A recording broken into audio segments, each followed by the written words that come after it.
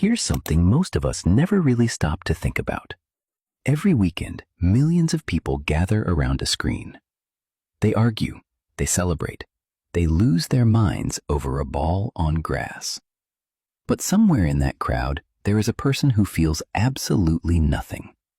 No excitement, no investment, no urge to watch at all. So what is actually going on inside the mind of someone who does not watch football? Because the answer might completely change the way you think about how different minds find meaning. Let's start with what psychology actually says. This is not laziness, this is not arrogance, and it is definitely not just being different for the sake of it. Psychologists have a name for what is happening. They call it value dissonance. When society finds deep pleasure in something that your brain simply does not respond to, and that is not a problem.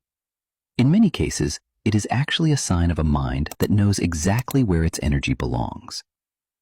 Think about what watching football actually requires. You have to care about an outcome you cannot control. You have to feel emotion through people you will never meet. You have to invest your excitement in someone else's story. And for most people, that comes naturally. But for some brains, that circuit simply does not fire. And psychology says that reveals something important.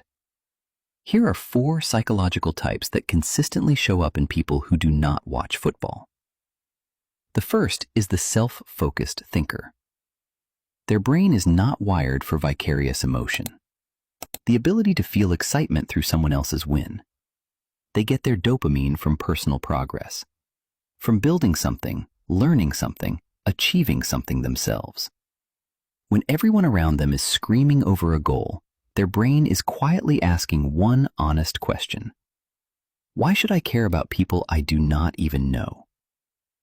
Psychologists describe these people as having high self-determination and low external validation needs. They do not need shared emotion to feel like they belong. And that can look cold from the outside, but it is really just independence. The second type is the disillusioned observer. These people used to watch. They used to care. But at some point, something shifted. They looked past the game and saw the money, the marketing, the players who do not know their fans exist. Psychologists call this existential detachment.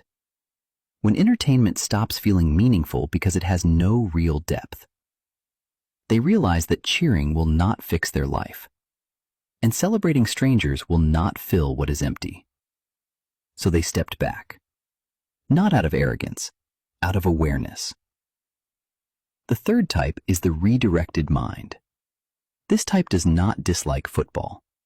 Their brain just gets its excitement somewhere else.